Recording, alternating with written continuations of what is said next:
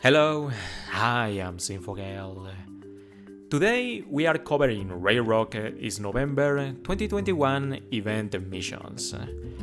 For these missions, you have to defeat Regirock Part 3 with 9 sync pairs or less, and your teams must include 3 Sinnoh, Gym Leader, and Steel theme skills. We will do all missions in the same run. Regirock can be fairly challenging. I consider it the hardest legendary arena to date. Regirock attacks constantly with critical hits, so you want Vigilance as a lucky skill. You also want to buff your defense to protect against physical damage, although Regirock will attempt to debuff it constantly. Regirock can raise a shield for critical hit immunity, and it attacks with very strong sure crit rock slides. You cannot debuff Regirock at all, although if you crit Regirock, you can drop its defense. Lastly, on Regirock's second health bar, it can become immune to every status and interference. For this method, I will bring a couple sacrificial teams for the event missions, and then use a core composed of Hop, Sycamore, and Skyla to finish the battle. If you don't have Hop, you will have to use a strong Steel-type striker instead. But perhaps more importantly, your tank has to have Vigilance as a passive. Regirock threatens you constantly with critical hits, and it's not something you can afford to ignore. Alright, here we go. Before we begin, I want to give a disclaimer. For these tutorial videos, I typically advocate for accessibility, but this strat fails at that because it's using legendaries from second anniversary. I just don't have a purist free-to-play strat for this encounter. The first time Regirock was released, I got fucked, and the best I could do had Phoebe because she has innate vigilance. You need either Solgaleo, Samacenta, or Vigilance Skyla for this to be plausible. In the description, I am going to link a couple other tutorials I made. If this strat doesn't suffice for you, you can check those out instead to get some ideas. But trust me, without the correct sync pairs, Regirock is insanely difficult. Now for the actual battle.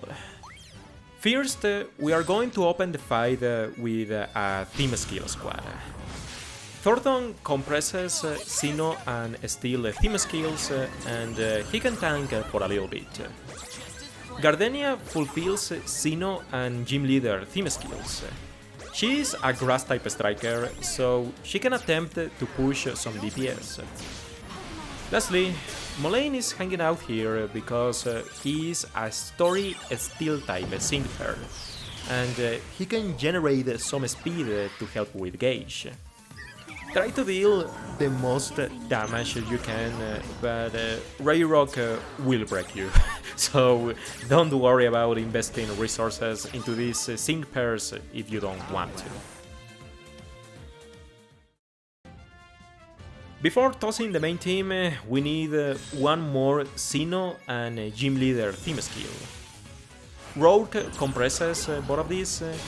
I like this guy the best because you don't want to overstay your welcome.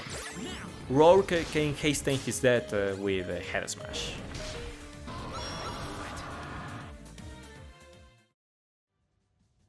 Now for the main show. We are going to use Sycamore, Hop, and Skyla. First thing you want to do is maximize your stats. You want to reset for Hop is train move point refresh, so you can cap out the party's crit. Sycamore doesn't actually have to sync. Regirock is only a special move is Hyper Beam, which you will probably never see. And Sycamore is going to spam Horn Leech the entire match. You only sync with Sycamore if Skyla didn't roll her trainer move point refresh. You want to cap out your speed in that case. I synced with Sycamore in this attempt anyway, used for demonstration purposes. So, Hop is the instrumental sync pair you need for this fight. Samacenta is a physically oriented support, and Behemoth Bash lets its DPS rival proper steel type strikers. Samacenta makes quick work out of Regirock.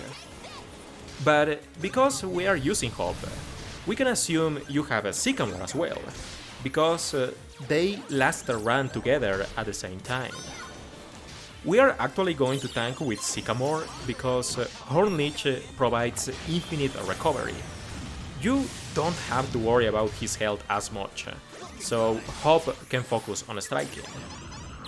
The last slot is filler, but it has to be a gym leader to complete theme skills. Skyla works best for safety reasons. She tops off Hop's defense buffs, and she keeps the party alive with potions. If you are tanking with Sycamore, it is of paramount importance that he has Vigilance as a lucky skill. I cannot guarantee the success of this strat if he doesn't have that.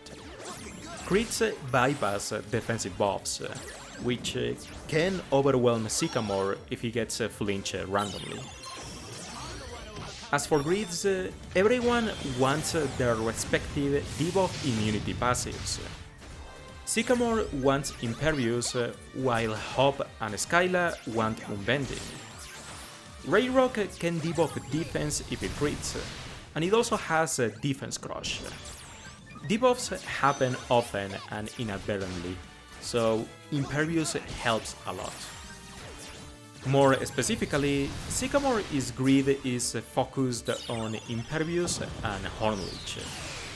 One of my pet peeves is when people spam Hornleech when Moonblast is stronger, but this battle is an exception. Hornleech at -6 defense deals more damage than Moonblast, so we are better off spamming that. Hop wants to focus on striking, but any standard grid will work fine. Just grab trainer move point refresh, unbending, and healthy healing. Ultimately, Hop will go brrr. Lastly, I am running Skyla with a 1-5 grid, but if you have Hop and Sycamore, in most likelihood you also have a 3-5 Skyla. In that case, I recommend running a flinch grid with Ghost Staggering 1. It's just at the second health bar, when Regirock recovers from flinch for the first time, it automatically obtains Unflappable.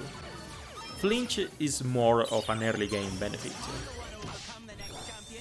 As for battle specifics, you just have to be very cautious with Skyla's health. Swanna is weak to rock, and if it doesn't have Vigilance as a lucky skill, you can expect that Regirock will break Swanna with Rock Slug.